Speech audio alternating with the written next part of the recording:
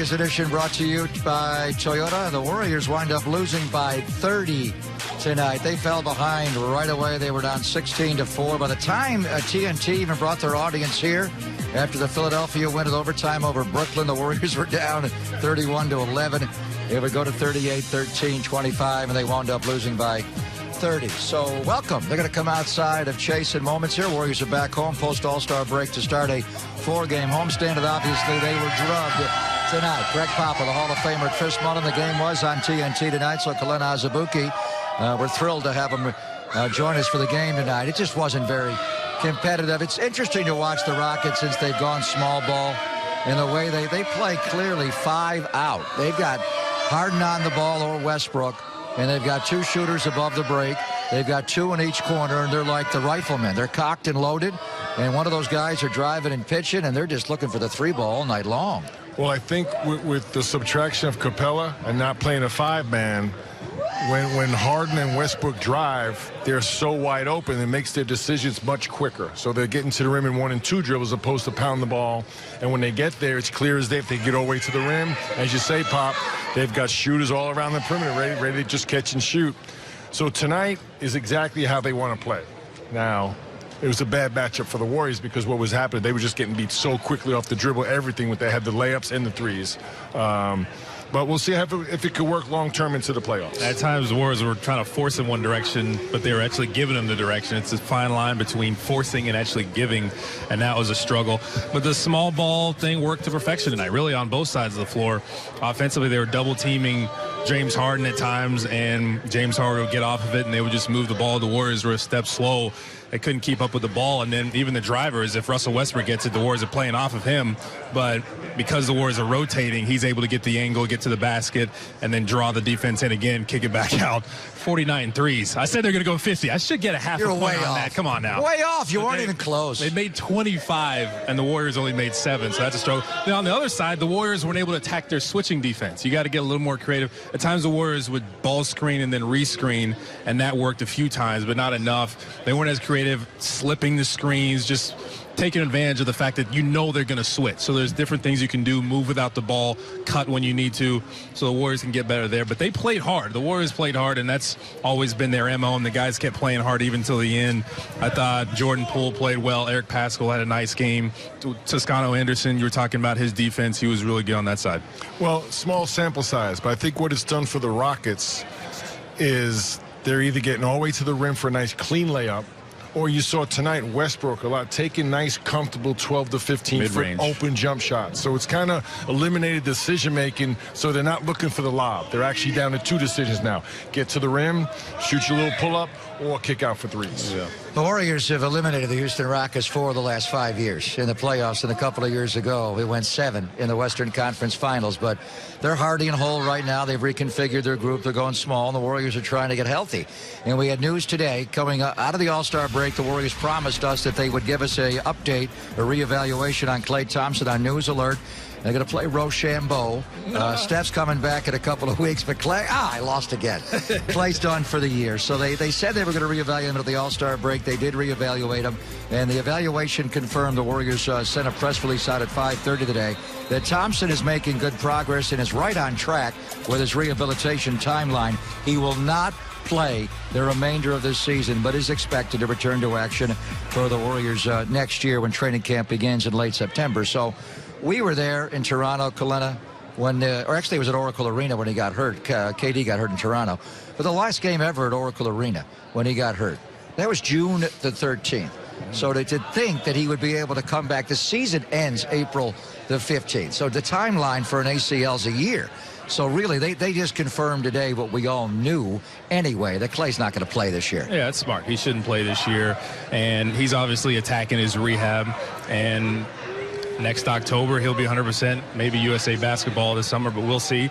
But I really think it's a blessing in disguise that he got injured, Steph got injured, because they've worked so hard the last 5 years. Just take a breather, obviously breather by way of injury, rehabbing, all those things. But Klay's enjoying his time off now, right? We're going to go on vacation, got the girlfriend happy and everything like that. So he's having a good time. He's got Rocco with him.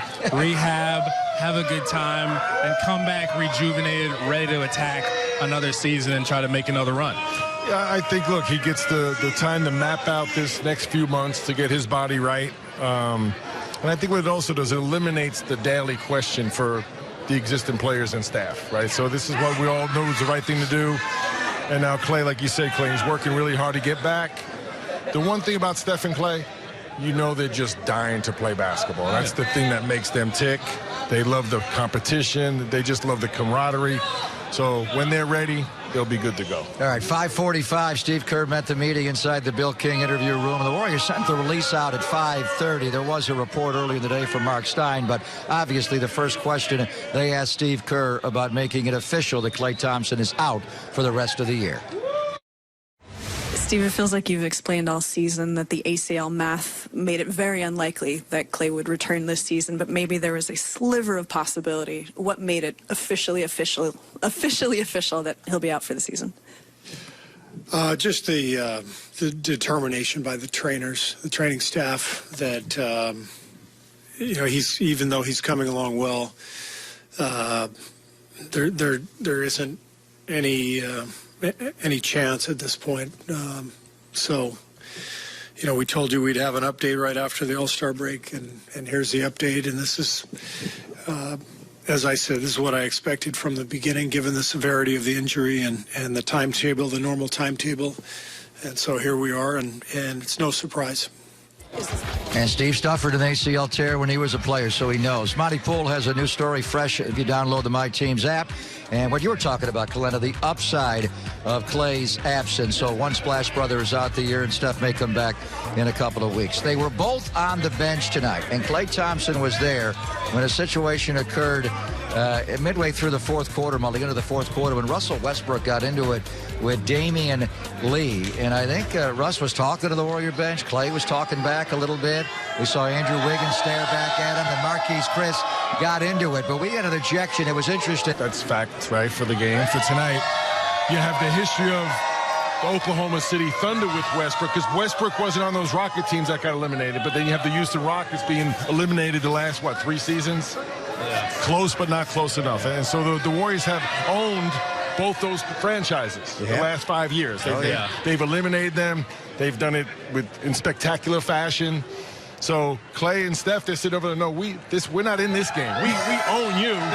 And the Rocket guys are like, no, we're first. We got you tonight. So we want to talk about tonight. And the Warriors like, well, let's talk about the last 5 years. Yeah. The Warriors franchise has been the reason for a lot of Russell Westbrook's frustration. The whole league. For sure. Yeah. But him specifically, too.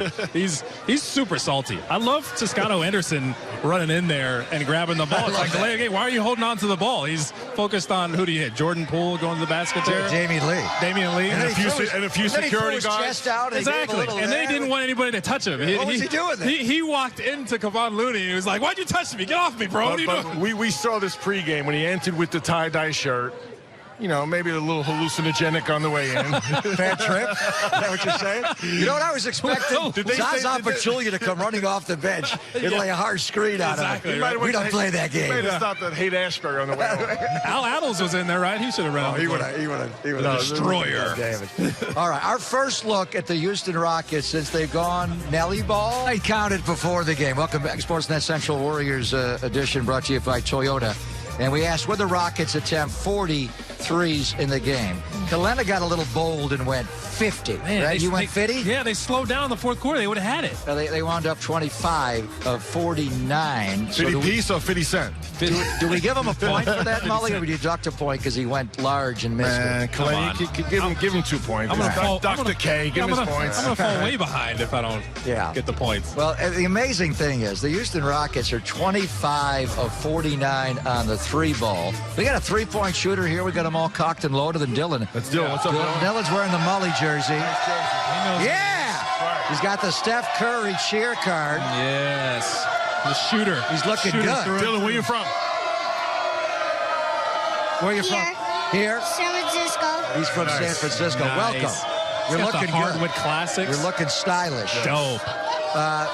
The way the Houston Rockets play, Dylan, is a lot like Chris Mullin, the jersey you're wearing, played years ago. But when to watch it live, it really is interesting to watch their small ball. They trade Capella.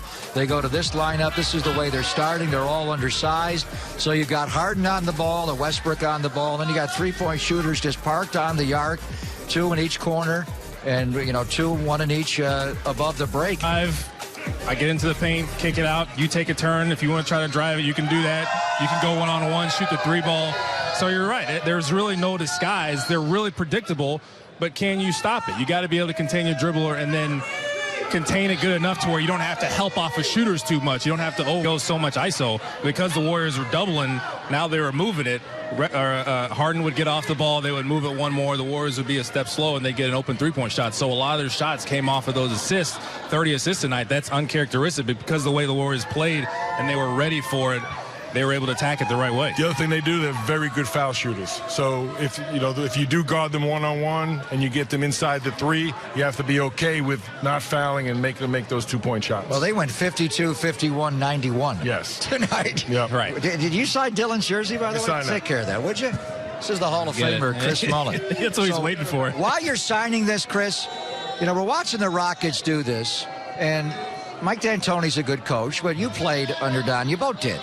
And, we've seen you have success with your We Believe Warriors, guard Dirk Nowitzki with Stack Jack and others play small.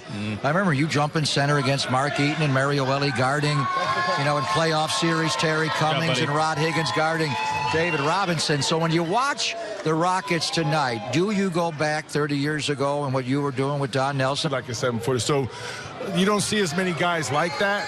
But I do think in the Western Conference, those top 4 teams, they happen to have players like that that can make them pay. Yeah, can you make them pay on the other side? I think that's what it's about. Tonight, they were effective on both sides. They were stopping the Warriors from scoring. They were switching everything, and that threw the Warriors off, and they were scoring on the other side. So it worked perfectly. But against the Lakers, right, Anthony Davis, JaVale McGee, these guys, Dwight Howard is having an incredible season. They can make them pay on the other side. Anthony Davis is a different kind of big, right? It's once-in-a-generation type of big that can do a lot of different things, super versatile. But Nikolai Jokic, right? Rudy Gobert on the other side. He's not a scorer, really, but pick and rolls, just his sheer size. Even if you're there, if P.J. Tucker 6'5" is there and making sure he doesn't throw the lob to him, they can still throw it over the top because he's not that big, right? So those teams, I think, can make the Rockets pay in the playoffs. And then the rebounds, that's where the Rockets will get exposed in the playoffs. Maybe not in the regular season. Teams aren't going to be super focused on just attacking those weaknesses like that. But in the playoffs, teams make sure they attack the weaknesses. But also what it comes down to is which team in that series can impose their will of that tempo. Right? So, we know how to do it, but who's going to impose that will? All of a sudden, if you have Rudy Gobert isolated on Russell Westbrook a few times, and he draws 2 fouls on him, and now Utah's got to play exclusively small, now the advantage is switched to Houston. Right. There was one time tonight, after the Warriors made a basket, the Rockets pitched it ahead, 2 dribbles, and Westbrook was on the rim. Yeah. It reminded me so much of you guys, where you would leak out, Hardaway. I mean, you got. Welcome back to our Sportsnet Central Warriors edition, brought to you by Toyota. So after Westbrook got into it with Damian Lee, he's yapping to the Warrior bench and Wiggins, and then Klay Thompson has an ongoing dialogue with Russell Westbrook. Eventually, Marquise Chris would get into it over on the bench, but that's always a great matchup, Kalena, when they play, when Klay would guard Russell Westbrook. So Klay had something to say back to Russ. Russ, incidentally, after he was ejected, beelined right out of here and did not talk to the media. You saw Klay there. He was in super chill mode. He wasn't worried about Westbrook. Westbrook's worked up. He's super salty. Marquise Chris and him are going back and forth. He gets ejected. He's just mad. He's just mad at the world. That's how it goes. He pushed 3 or 4 security guards, and he was a little bit upset. I think Klay just said, were you the guy who was up 3-1 on me? You're going back there. And Durant. So here's the way he came in wearing the Yankee hat. That's awesome. He's going Jimi Hendrix. I'm actually feeling that look. Tie-dye. That is a good look for Russell Westbrook. So maybe he didn't meet the media, Mully, because he was just in a hurry to get back into the good-looking outfit that he has. Speaking of outfits. We were talking Michael Jordan. What'd you say about his wardrobe since he's retired, Kalena? Oh, that he's not worried about making sure people see him in his Sunday best, his fresh look that he used to play who's that? with. Is that That's Monty Poole side by. That's Monty tonight. Monty Jordan? Yeah. Did you say? What'd you It's say? MP and MJ. What'd you say? Monty got it at an auction. Yeah, maybe that's signed. Maybe Jordan signed that. It's from the MJ collection. It's MJ collection. Members only. It's the exact same. From the MJ That's incredible. collection. The one thing quickly about Russell Westbrook, Draymond Green was out of the game then and was not on the Warrior bench. Could be a good thing. So that might have escalated. The Draymond been sitting there and Exactly. Westbrook starts yapping at Wiggins. You think Draymond, because he was not very happy with the officials at that point? Yeah. You think he would have gotten up off the bench and something would have happened there? Oh, yeah. Draymond wants all the smoke. He would have been right in the middle of all of that. He would have loved it. That's good. He was in the locker A room. lot of upset people tonight. Exactly. Without A question. little testy. Yeah. Westbrook won big, and he's still mad. Yeah. It's funny. So an interesting game tonight, and the Warriors got to put it back together. We are going to see Zion Williamson, Mullin, and you've obviously coached against him when you were at St. John's, and you know he was hurt to begin the year, but right now he is just so powerfully electrifying. There are a lot of comparisons to Barkley, but I'm not sure even Charles was as powerful as this guy is. No, the speed, the explosion, and he's got great basketball IQ. And he's come into this league at the exact right time because the floor is wide open. You see so many times. He's a very good player off the elbows. You know, he can make an outside shot, but he's got all that space to catch lobs. His efficiency has been incredible. Yeah, there are some comparisons, but not that speed, quickness, and explosion. Right. 285 and floats like a feather. It makes no sense. He's And super you know what? explosive. Pop, you mentioned we played against him at Duke, and they blew us out. He and R.J. Barrett put it on us, and he had a phenomenal game. But I said it that night. What I was really impressed with was his passion and his enthusiasm to play. It's high motor. It's infectious, and it just makes his team. It elevates his teammates. Yeah, he's actually got pretty good footwork. They'll do this all night. They'll throw lobs to him. He's getting put back dunks. You got to watch your head. Make sure you box him out. You got to hit him first. You can't let him initiate contact because by that time it's too late. He's over the basket with his head over the basket. The thing over with the him box too, there. The thing too now with him, he's starting to get some counter moves in there, right? Before it used to be all about angles. He needed just to get the angle to get a straight line drive to the basket and attack the rim. Now he'll throw a spin move at you. He'll fake one way, go back the other. He's actually got pretty good footwork in the post, so they can run some things for him to get the ball in the post. He can go to work the mid post too. He can go to work from there too. And he's a good passer. So if you have to come double at some point, and when you do, he's not going to turn the ball over. But I'm really impressed, much like LeBron, right? LeBron had all that pressure on him, and he exceeded it. This guy has been judged and critiqued as a young kid. He's been a star, but it hasn't taken away from his joy and love of the game. That's what I love to see. The Warriors matched up tonight with Andrew Wiggins guarding James Harden, and they had Draymond Green guarding Russell Westbrook, which makes sense because you could sag off of him and Draymond can roam. As you look ahead to Sunday, the only guy, and Pascal's physically strong, so maybe when he comes into the game, but you need Draymond's strength. On Zion. But you don't want Draymond to be a roamer because you got to be connected to him or he'll go ahead, offensive rebound. So how do you match up with him? Well, so it's easier said than done, right? Like tonight you say, well, lay off Westbrook, but Westbrook gets to the rim anyway. And he's going to get numbers on you. So with Zion, you want him to try and play one-on-one. You want to keep him out to the 15, 16-foot area. But once he gets onto your body, and he spins, all you got to do is you can put up anyway. He's going to catch that thing. So the weak side defense. So it's going to be important for the Pelicans to have good space and have three-point shooters around him. So those lobs are open all day for him. Maybe you try to get a little more length on him. Maybe Marquise Chris, play off of him. It probably wouldn't work just matchup-wise. But if Marquise Chris is on him, he can play off him, let him come to him. And then if he beats Marquise Chris, his length at least can maybe help him recover. But it's a tough matchup. And then you got to make sure you're on the shooters. You got J.J. Redick, who starts off the game real fast. Brandon Ingram's been their best player all season. Drew Holiday is super underrated, in my opinion, on both ends of the floor. So it's an interesting team. I still like my pregame thought. We are having a Run TMC reunion. I'd put Mitch on him. There we go. I agree don't care with you. what I agree with Mitch, you. his age, his weight. Yeah. He can guard Zion. I like it. I guarantee he'll use up his fouls. Yeah. That's going to About be the same fun size, to watch. Andrew Wiggins, by the way, we haven't talked a lot about that. We'll get into it more when we come back. But he had a strong game tonight. He had 22 points, 10 of 17 from the floor, 2 of 4 on threes. And Steve Kerr, again, look at the guys he has guarded since he's been a Warrior. LeBron James, Jimmy Butler, Devin Booker, and tonight he put him on James Harden. So Steve Kerr will talk about the performance of Andrew Wiggins tonight when we continue on our Sportsnet Central Warriors edition outside of Chase. Really interesting. Beyond 28 is the motto of the Warriors, and we're wearing our lapels here. So there's 28 days in February. February's Black History Month. It's actually a leap year, so there's 29. But I thought this every year, and the Warriors picked it up on the theme. Why just February to honor Black History? We should do it every single month of the year. And it was great to have Roz back talking Warriors basketball with Mike Brown, Aaron Miles, and Jaron Collins. Yeah, I love what they were saying there. Workplace equity, it's all about controlling what you can control, right? And if you work hard, you put the preparation in, and you show that you're prepared. I think the NBA has really been leaders when it comes to African-American history, making sure everybody stays cognizant with it, making sure they celebrate Dr. Martin Luther King the right way and show him the respect, and the shooting shirts around the league, hiring women in great areas, and coaching staff and all those things. So they've really been leaders in those areas. And it's like you said, basketball and sports is a way to bring people together. And you love the way the NBA does that. I think started and championed by David Stern. Adam Silver's doing a great job. And I think our players do a wonderful job, too, of getting that message out there. But that sit-down was really beautiful. I love what they were saying. Sports is so great. You look around and you see the faces, and people interact around sports, watching sports that ordinarily wouldn't. I think we need more of that right now in our world than we've ever needed. But nothing more like an NBA or any professional sports or any level sports locker room, just to bring people together for a common goal. It's obviously a beautiful thing. So great to hear from Rosalind Golden-Woody. Great to have her back. Warriors tonight did have 25 assists. Our Cresco assist of the games the Warriors have ever given up in their history. Houston made 25 of them. They shot 49, but 51%.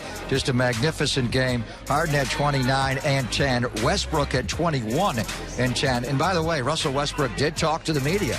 We thought he took a U-turn out of here, but he came back, so we'll hear from that. And for the Warriors, they were led in scoring by Andrew Wiggins tonight. He was 10 of 17 from the floor and scored 22 points, had a couple of block shots, and also was asked to be the primary defender when he was in and Harden was in on James Harden. Let's hear Steve Kerr. His post-game press conference is brought to you by BMW. Wiggins has had some tough defensive assignments like LeBron, Devin Booker tonight with Harden.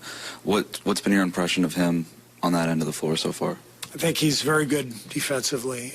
He defends his position well. He uses his length. The good thing for us is we can sort of plug him in and just put him on any of the perimeter players that we want. And that's a really valuable dynamic to have in a player, and especially because we've got the same dynamic with Clay, and so to have that kind of duplicity with those two guys going into next year will be good for us because we can mix and match, and neither guy will ever be overpowered, physically. So. He's an excellent defender and does a lot of good things. I think I told the TNT crew before the game, now that I've seen him play, I feel like people have focused now the last couple of years on everything Andrew can't do, that they've forgotten all the things that he can do. So he's one of those guys who people have said he's overrated now for a couple of years, and he's become underrated because you look at what he does, you look at his size, you look at the way he defends. Guy's a damn good NBA player, and it seems like people have forgotten that. So tonight was Andrew Wiggins' fourth game as a member of the Warriors. Look at the guys Steve Kerr has put him on in the four. LeBron James, Jimmy Butler, Devin Booker, and James Harden. And what he was talking about there, Colin, is interesting because that is the role of Clay. And he did, go on to expand. Clay is so good guarding the ball. He's not as good off the ball. I think Andrew Wiggins, watching him here, is likewise. With his length, he's good on the ball. Now, you go up against a team like the Rockets who have two primary ball handlers, and they're both going into the Hall of Fame. Clay would guard Harden when we played the Rockets. He'd guard Westbrook when we played the Thunder. Right. But Clay can't guard them both if they're both on the same team. Exactly. So now you have another who can guard the ball in Andrew Wiggins. Well, we've seen since Andrew's been here what he's capable of doing on the defensive side, and he's shown the 1-2. Again, 2 blocks tonight. He had another steal tonight. But look at his physical tools. He's got the length. He's got the athleticism. He is sneaky strong. Like Steve Kerr was saying, no one's going to overpower him. He's not getting pushed around out there. So he can hold his own as far as his weight goes, but he can move his feet. He's got the lateral quickness, and he's showing the IQ a little more. And come on, hanging out with Draymond Green and playing on the same court with him, learning from him, even guys like Klay Thompson, the coaching the Warriors have, he's only going to get better and better defensively. So people talking about he's bad defensively, I think maybe with the Timberwolves, the 1-2 wasn't always there, or just the effort level wasn't always there, which you would like, but no one else was playing defense with any effort on the Timberwolves. So you kind of get sucked into that. It's a losing mentality there, and no one's really working on the defensive side. It's kind of peer pressure. It rubs off. Now you're here with the Warriors. Now the peer pressure is on the right side. Everybody plays hard defensively. If you're not going hard defensively, you're going to stick out, and Draymond's going to let you hear about it. He's your classic all-pro defender. 6'8", length, great feet. And we talked just before the last break. So the Clippers have Paul George and Kawhi Leonard to guard these two. The Warriors have Andrew Wiggins and Klay Thompson to do the same. And Draymond Green. But Ken, you talked about sleight of build. I mean, Klay's had a hard time guarding Paul George and Kawhi because they're physically strong. Right. Can Wiggins and Klay guard Paul George and Kawhi Leonard proceeding forward? That may be difficult because of their strength, but Wiggins is deceptively strong, stronger than you think he is. I think he's wiry, strong, and with those guys, you're not worried about the three-point shot as much. If they're in the two-ball, you contest it and live with it. And players with Andrew Wiggins' length and his build and his quickness, they don't grow on trees. Like, they're not easy to find. So the Warriors have a pretty good duo defensively. I don't think it gets too much better than that when you're talking about guys like Kawhi Leonard, Paul George. It's tough to find a duo like that can defend. Maybe the most important thing is you can put them on the best players. You don't have to go help. And the other guys can stay home. So if you're giving up to 2, you're not opening up to 3. Especially on a team like this against the Rockets. Andrew Wiggins was sitting by himself peacefully over on the Warrior bench, and then Russell Westbrook came over and just started